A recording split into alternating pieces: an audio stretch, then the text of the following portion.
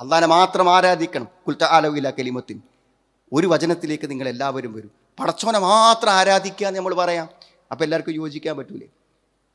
അടിസ്ഥാനപരമായി കൽപ്പിക്കപ്പെട്ട മൂല്യങ്ങളും നിയമങ്ങളൊക്കെ ഒന്നാണ്. എന്താണ് സുഹൃത്തുക്കളെ ഈ മതത്തിൻ്റെ അടിസ്ഥാനപരമായ കാതൽ എന്താണ്? ഈ വ്യക്തമായ തെളിവിലൂടെ പഠിപ്പിക്കപ്പെട്ട ഈ മതത്തിൻ്റെ കാതൽ എന്താണ്? വമാ ഉമിറൂ ഇല്ലാ ലിയഅ്ബുദുല്ലാഹ മുഖ്ലിസീന ലഹുദ്ദീൻ ഹുനഫാഅ വയുഖീമുസ്സലാത്ത വയുഅ്തുസ്സകാത്ത ദാലിക ദീനുൽ ഖയ്യിമ. ഒന്ന്, നിഷ്കളങ്കമായി ആത്മാർത്ഥമായി അള്ളാഹനെ മാത്രം ആരാധിക്കാം. ഇത് ലോകത്തെല്ലാവരും പറഞ്ഞ കാര്യമാണ്. തൗഹീദിൽ വ്യക്തതയില്ലാത്ത, ഏകദൈവ വിശ്വാസത്തിൽ വ്യക്തതയില്ലാത്ത, കണിശതയില്ലാത്ത ഒരാളും ശരിയിലല്ല ജീവിക്കണം.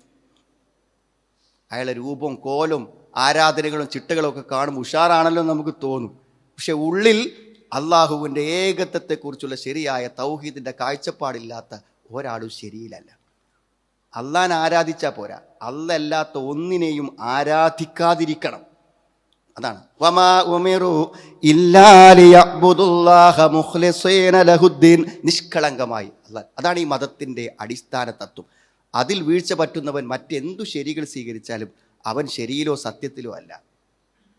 ഋജു മനസ്കനായിക്കൊണ്ട് നേർക്കുനേരെ. പിന്നെ വയുഖീമുസ്സലാത്ത വയുഅ്തുസ്സകാത്ത്, രണ്ട് കാര്യം അള്ളാഹ് എടുത്തു പറഞ്ഞോളൂ. നോമ്പുണ്ടല്ലോ, ഹജ്ജുണ്ടല്ലോ, രണ്ട് കാര്യം. ഏതാ? ഒന്ന് നിസ്കാരം, ഒന്ന് സക്കാത്ത്.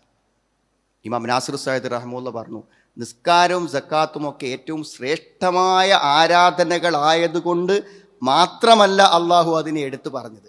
മൻ ഖാമ ബിഹിമാ ഖാമ ബിജമീഇ ശറാഇദ്ദീൻ. അത് ശരിക്ക് കൊണ്ടടക്കണം, ദീൻ മുഴുവൻ കൊണ്ടടക്കുന്നുണ്ടാവുന്നു. അത് രണ്ടും ശരിക്ക് നിർവഹിക്കലാണ്. നിസ്കാരം വക്തിന് കൃത്യമായി ചെയ്യാൻ കണിശതുള്ള ഒരാൾ ബാക്കിയൊക്കെ ചെയ്യുന്നുണ്ടാവും. സക്കാത്ത് കൊടുക്കാൻ തൻ്റെ സമ്പത്ത് കണക്കാക്കിയിട്ട് അതിൻ്റെ ഒരു വിഹിതം മറ്റുള്ളവന് കൊടുക്കാൻ അവൻ്റെ മനസ്സ് വഴങ്ങുന്നുണ്ടെങ്കിൽ അവന് വഴങ്ങാത്ത ഒരു നന്മയും ഇസ്ലാമിൽ ഇല്ല എന്നാണ്. അതുകൊണ്ടാണ് ആ രണ്ട് കാര്യവും പ്രത്യേകം എടുത്തു പറയാൻ. അത് രണ്ടുണ്ടെങ്കിൽ ബാക്കി ഉണ്ടാവുന്നതാണ്. എന്നാൽ സക്കാത്ത് നിസ്കരിക്കുന്ന പല ആൾക്കാരും സക്കാത്ത് കൊടുക്കണില്ല. നിസ്കരിക്കുന്ന ആളുകൾ ധാരാളമുണ്ട്, പക്ഷെ അവർ സക്കാത്ത് കൊടുക്കണില്ല. അവർക്കിപ്പോഴും സക്കാത്തിൻ്റെ കണക്ക് മനസ്സിലായിട്ടില്ല. എന്താ കാര്യം? ആ മനസ്സ് അവർക്കില്ല. ആ മനസ്സ് അവർക്കില്ലെങ്കിൽ അവർ സക്കാത്ത് മാത്രമല്ല കൊടുക്കാത്തത്, അവർക്ക് ത്യാഗം വരുന്ന, പ്രയാസം വരുന്ന എല്ലാ കാര്യങ്ങളിൽ നിന്നും അവർ വിട്ടു നിൽക്കുന്നുണ്ടായിരിക്കുമെന്നാണ്. ഇങ്ങനെ ദീൻ കൊണ്ടുനടക്കുകയാണെങ്കിൽ ദാലിക ദീനുൽ ഖയ്യിമ, ദാലിക ദീനുൽ ഖയ്യിമ, അതാണ് വക്രതയില്ലാത്ത മതം. അതെന്താ സുഹൃത്തുക്കളെ വക്രതയില്ലാത്ത മതം? ആ മതം നേർക്കുനേരെ സ്വർഗത്തിലേക്ക് എത്തുന്ന മതമാണ്. ആ മതം നേർക്കുനേരെ അള്ളാഹുവിലേക്ക് എത്തുന്ന മതമാണ്. ശരിയായ ഏകദൈവ വിശ്വാസവും നമസ്കാരവും സക്കാത്തും ഉൾക്കൊണ്ടുകൊണ്ട് ജീവിക്കുന്ന ഒരാളെ സംബന്ധിച്ചിടത്തോളം അവന് നേരെ പോണത് അള്ളാഹിൻ്റെ അടുത്ത് കേൾക്കാറത് ഇഖ്ലാസായിരിക്കുന്ന